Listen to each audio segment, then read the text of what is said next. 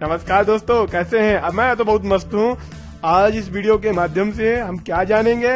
आज हम जानेंगे अनुसूचित जाति और अनुसूचित जनजाति अधिनियम। ये बहुत ही इम्पोर्टेंट है दोस्तों, इसलिए अगर वीडियो देख रहे हैं तो देखते रहिए। और हाँ, हमारे इस चैनल को सब्सक्राइब करना बिल्कुल भी ना भूलें, क्योंकि अगला वीडियो बहुत ही इम्पोर्टेंट होने वाला है। तो चलिए जानते हैं SC/ST अधिनियम में किस प्रकार के क्वेश्चन पूछे जा सकते हैं। तो पहला क्वेश्चन है, SC/ST अधिनियम के अंतर्गत अपराधी साबित होने पर जुर्माना किस अधिनियम के तहत लागू होगा? आपके ऑप्शन है IPC, CRPC, सिविल अधिकार संरक्षण अधिनियम और चौथा ऑप्शन है उपरोक्त सभी। और दोस्तों इसका सही आंसर है सिविल अधिकार संरक्षण अधिनियम। दोस्तों अब देखते हैं दूसरा क्वेश्चन, SC/ST अधिनियम के अंतर्गत CRPC की धारा 438 इस अधिनियम में कब लागू होगी? और ऑप्शन है हमेशा, कभी कभी, कभी नहीं और अंतिम है सरकार चाहे तो। और इसका सही उत्तर है कभी नहीं। अगला क्वेश्चन देखते हैं दोस्तों, SC/ST अधिनियम के अंतर्गत किसी दोषी व्यक्ति की संपत्ति की कुर्की या जब्ती का आदेश कौन दे सकता है? ऑप्शन है राज्य सरकार, SDM, विशेष न्यायालय, पुलिस अधिकारी। और दोस्तों इसका सही आंसर है विशेष न्यायालय। अगला क्वेश्चन देखते हैं दोस्तों, SC/ST अधिनियम के साथ कौन कौन सी IPC के उपबंध लागू हो सकते हैं? ऑप्शन है धारा 34 एवं धारा 149, अध्याय 3, अध्याय 4, अध्याय 23, अध्याय 5 एवं अध्याय 5 का या उपरोक्त सभी। और दोस्तों इसका सही आंसर है उपरोक्त सभी। नेक्स्ट क्वेश्चन दोस्तों देखते हैं, यदि A अनुसूचित जाति का व्यक्ति B अनुसूचित जनजाति की महिला के सील या इज्जत को भंग करने के आशय से उस पर हमला करता है, तो A को SC/ST अधिनियम के अंतर्गत अपराधी माना जाएगा। यह किस धारा में वर्णित है? और आपके ऑप्शन है धारा 3, धारा 4, धारा 5 या इनमें से कोई नहीं। और दोस्तों इसका सही आंसर है इनमें से कोई नहीं। अगला क्वेश्चन है दोस्तों, जांच के आधार पर निम्न में से कौन किसी क्षेत्र को अत्याचार ग्रस्त घोषित कर सकते हैं और उपयुक्त कार्रवाई भी कर सकते हैं? तो आपके ऑप्शन है जिला मजिस्ट्रेट, SDM, DSP या उपरोक्त सभी। और दोस्तों इसका सही आंसर है उपरोक्त सभी। अगला क्वेश्चन है दोस्तों, ST/SC अधिनियम के तहत अपराधी माने गए व्यक्ति को अग्रिम जमानत नहीं मिल सकती है, इसका विवरण किस धारा में दिया गया है? और ऑप्शन है धारा 16, धारा 17, धारा 18 और धारा 19। और दोस्तों इसका सही आंसर है धारा 18।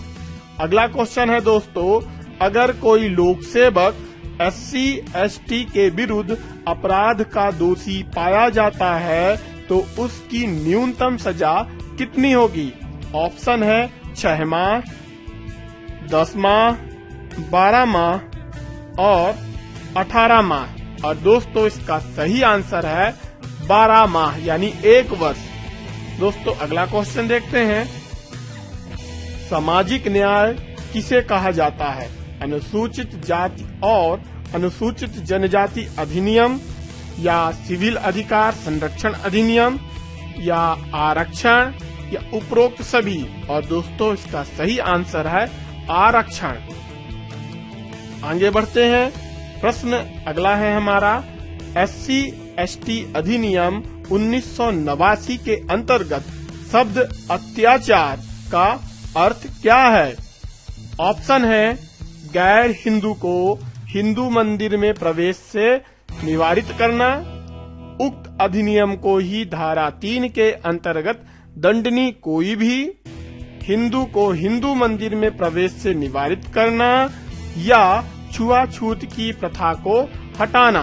दोस्तों, इसका सही आंसर है उक्त अधिनियम को ही धारा 3 के अंतर्गत दंडनीय कोई भी।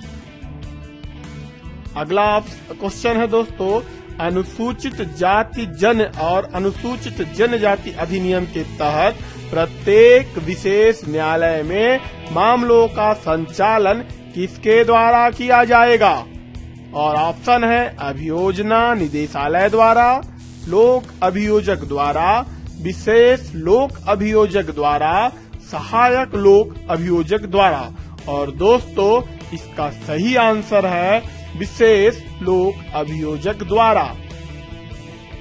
दोस्तों, अगला क्वेश्चन है, अगर कोई व्यक्तियों का समूह SC/ST के विरुद्ध कोई अपराध करते हैं जो कि सिद्ध हो जाए पर विवाद का मुख्य कारण भूमि हो, तब ऑप्शन है अधिनियम के तहत अपराधी है, सामान्य अपराध, ऊपर दिए दोनों ही सही हैं, या उक्त में से कोई नहीं। और दोस्तों, इसका सही आंसर है इसे सामान्य अपराध माना जाएगा। अगला क्वेश्चन है, SC/ST के परिसर में पशु की सब कूड़ा मल मूत्र उसे अपमानित या क्षति पहुंचाने के आशय से डाला जाए तो यह किस धारा में अपराध माना गया है? और दोस्तों, आपके ऑप्शन है धारा 22, धारा 11, धारा 3, धारा 7। और इसका सही आंसर है धारा 3। अगला क्वेश्चन है दोस्तों, किसी SC/ST के व्यक्ति को उसके घर या गांव से जबरन या बलपूर्वक छोड़ने पर विवश करने का अपराध किस धारा में वर्णित है? फिर से एक बार बोल देता हूँ, किसी SC/ST के व्यक्ति को उसके घर या गांव से बलपूर्वक छोड़ने पर विवश करने का अपराध किस धारा में वर्णित है? और आपका ऑप्शन है धारा 11, धारा 3, धारा 5, धारा 20। और सही आंसर है धारा 3।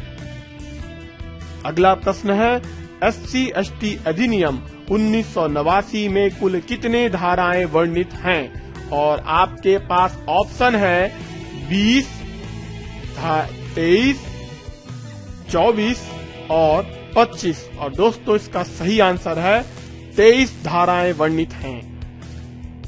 अगला क्वेश्चन देखते हैं दोस्तों, अनुसूचित जाति अनुसूचित जनजाति अधिनियम के तहत किसी व्यक्ति को किसी क्षेत्र से अगर उसके द्वारा अपराध करने की संभावना है तो कितने समय तक निष्कासित किया जा सकता है?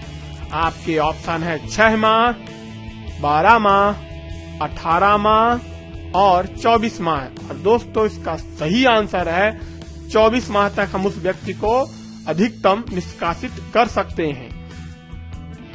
अगला क्वेश्चन है, SC/ST अधिनियम किसके विरुद्ध लगाया जा सकता है? और आपके ऑप्शन है किसी भी व्यक्ति के विरुद्ध, किसी भी व्यक्ति के विरुद्ध जो SC/ST का सदस्य ना हो, जिसके विरुद्ध राज्य शासन चाहे, या उपरोक्त सभी। और दोस्तों, इसका आंसर है किसी भी व्यक्ति के विरुद्ध जो SC/ST का सदस्य ना हो। अगला क्वेश्चन है, भारतीय दंड संहिता यानी IPC यानी इंडियन पैनल कोड किस वर्ष अस्तित्व में आया? और आपके ऑप्शन है 1850, 1860, 1870, 1950। और दोस्तों, सही आंसर है 1860। अगला क्वेश्चन है, विशेष न्यायालय के लिए विशेष लोक अभियोजक का चयन कौन करता है? ऑप्शन है केंद्र शासन, राज्य शासन, उच्च न्यायालय या सर्वोच्च न्यायालय। और दोस्तों, इसका सही आंसर है राज्य शासन। अगला प्रश्न है, किसी अधिवक्ता को लोक अभियोजक नियुक्त करने के लिए उसे कम से कम कितने वर्ष का अधिवक्ता व्यवसाय से जुड़े रहने का अनुभव होना चाहिए? 5 वर्ष, 6 वर्ष, 7 वर्ष और 8 वर्ष। और दोस्तों इसका सही आंसर है 7 वर्ष। अगला क्वेश्चन और हमारा अंतिम क्वेश्चन है दोस्तों, संविधान के किस अनुच्छेद में अनुसूचित क्षेत्र एवं जनजाति क्षेत्र के बारे में बताया गया है? और ऑप्शन है 242, 243, 244, 245। और दोस्तों इसका सही आंसर है 244। इसी के साथ दोस्तों हमारा यह वीडियो यहीं पर समाप्त होता है। आशा करते हैं हमारा यह वीडियो आपको पसंद आया होगा। जल्द ही हम अनुसूचित जाति और जनजाति अधिनियम 1979 से संबंधित हम सेकंड वीडियो लेके आएंगे और वहां पर भी कुछ ऐसे ही प्रश्न के बारे में चर्चा करेंगे। जब तक के लिए दोस्तों स्वच्छ रहें और स्वस्थ रहें। जय हिंद।